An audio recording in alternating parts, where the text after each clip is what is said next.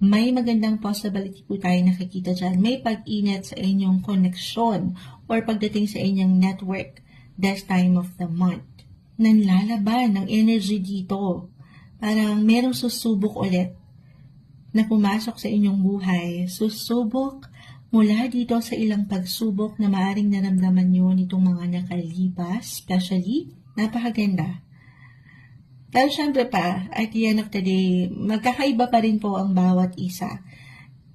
Maaring meron kayong big or major decision na ngayon pa lang ay kailangang buuin or pag-action pa ito. Maaring nakakaramdam kayo ng higit na paggasta. Napaka-normal moonchild, usaping money, andyan ng highs or lows, ups and downs, ano po.